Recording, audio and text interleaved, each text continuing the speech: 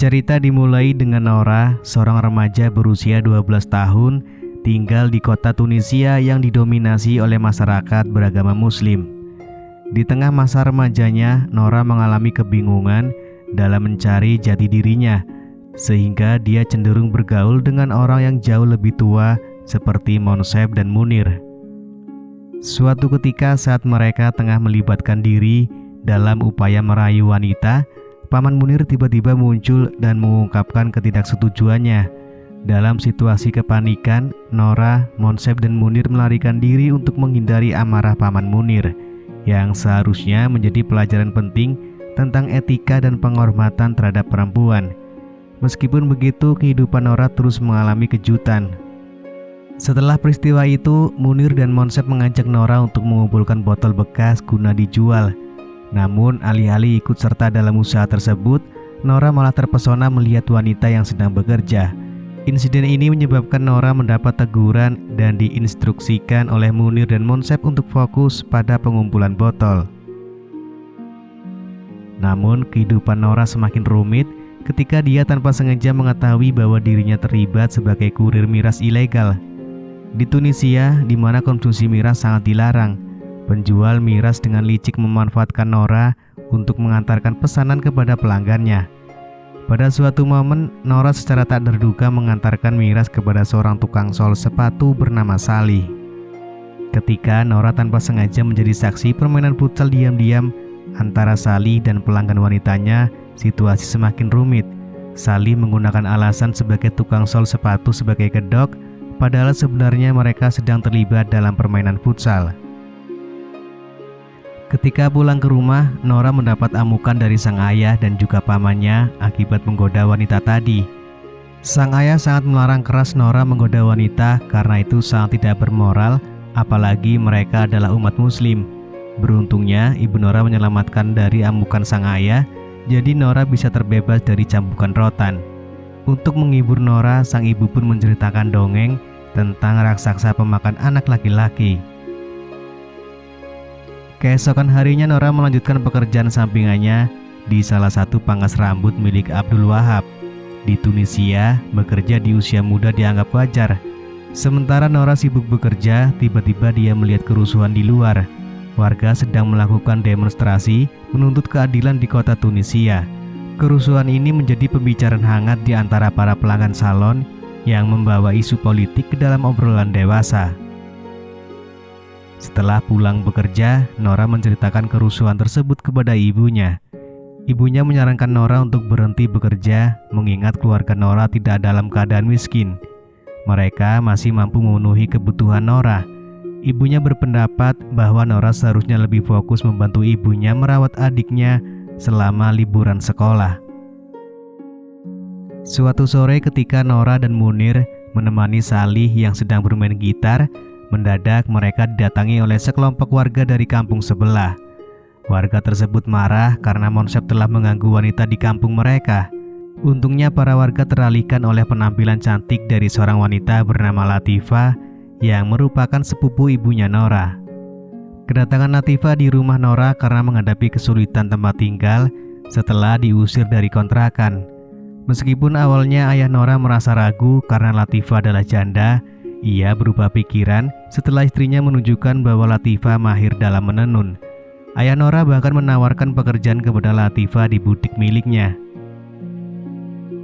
Suatu hari, saat Nora sedang mengantarkan bekal ke butik ayahnya di pasar, ia secara tidak sengaja menemukan ayahnya sedang merayu seorang wanita muda. Meskipun Nora mencoba mengungkapkannya, sang ayah menganggapnya sebagai anak kecil yang tidak mengerti dan memperdulikannya. Sementara itu, Nora justru teralihkan ketika ia menemukan majalah dewasa di lemari baju. Karena dalam tahap masa puber, Nora lalu menyembunyikan majalah tersebut di balik bajunya. Nora kemudian menunjukkan majalah tersebut kepada Munir dan Monsep, namun mereka merasa tidak puas karena beberapa bagian modelnya disensor. Akhirnya Monsep dan Munir memiliki ide. Mereka ingin memanfaatkan Nora yang dianggap masih bocah untuk memenuhi keinginan mereka.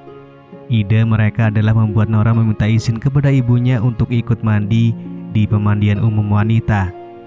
Dengan status sebagai anak kesayangan ibunya, Nora berhasil meyakinkan ibunya untuk mengizinkannya. Meskipun awalnya penjaga pemandian melarang Nora karena dianggap masih anak kecil, namun setelah diintervensi oleh sang ibu, Nora diperbolehkan masuk. Di pemandian umum, Nora merasa terkagum-kagum dan terkejut karena bisa melihat wanita-wanita dengan berbagai bentuk tubuh dan usia. Setelah menikmati keindahan pemandangan, Nora bercerita kepada Munir dan Monsep.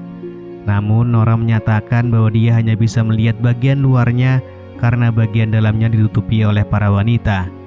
Kekecewaan pun menyelimuti dua pemuda itu karena yang mereka ingin ketahui adalah bagian dalamnya.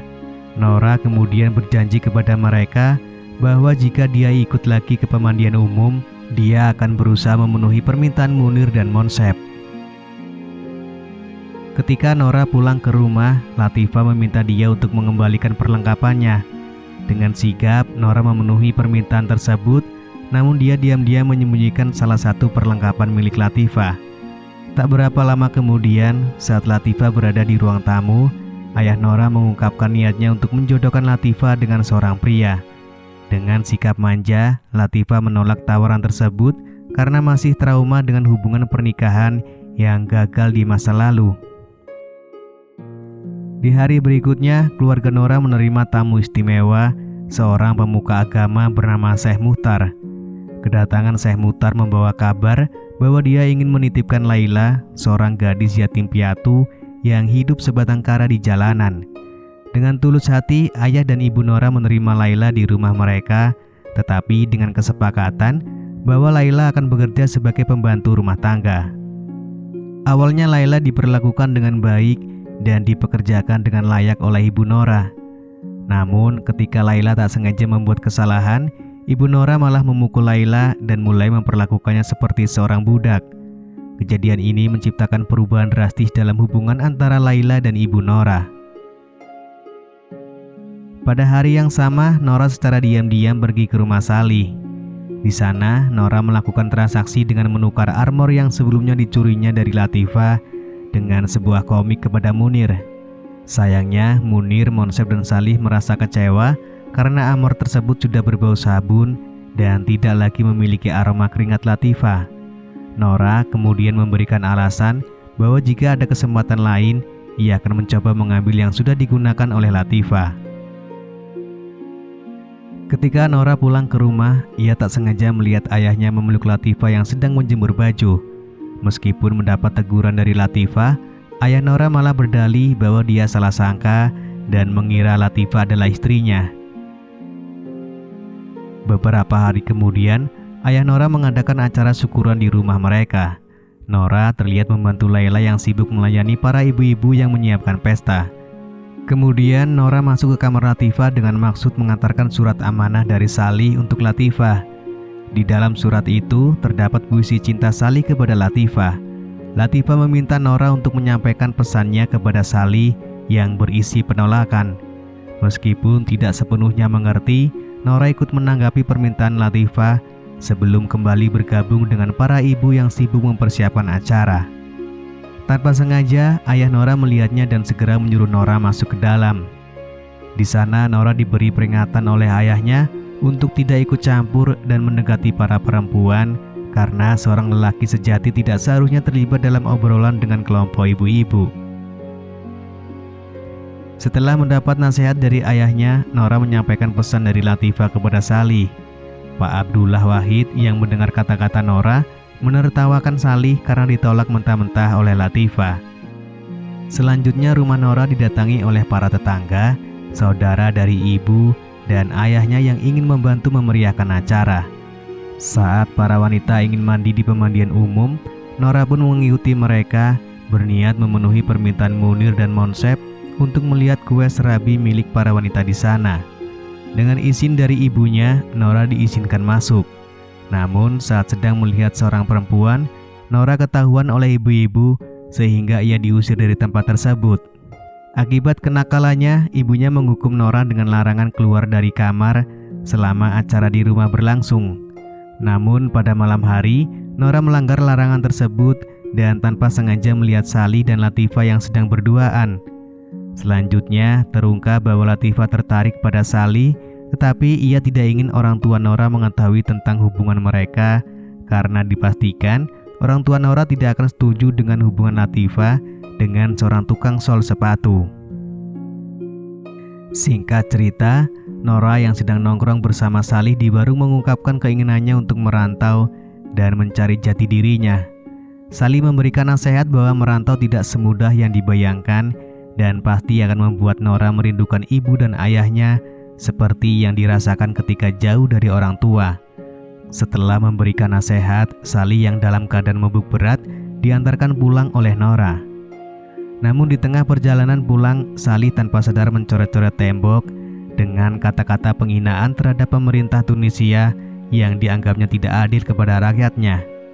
Akibat dari tindakan ini, Salih ditangkap oleh polisi dan dibawa ke penjara karena dianggap memberikan ujaran kebencian di tempat umum. Dengan kata lain, tindakan Salih mengajak warga untuk membenci pemerintahan yang berusaha memperbaiki masalah kesenjangan sosial di negara Tunisia. Keesokan harinya, saat ibu Nora bersiap mandi di pemandian umum, Laila diberi tugas untuk memandikan Nora. Nora yang mendapatkan kesempatan ini tidak menyia-nyiakannya. Dia berdalih ingin memandikan Laila karena sudah lelah bekerja seharian.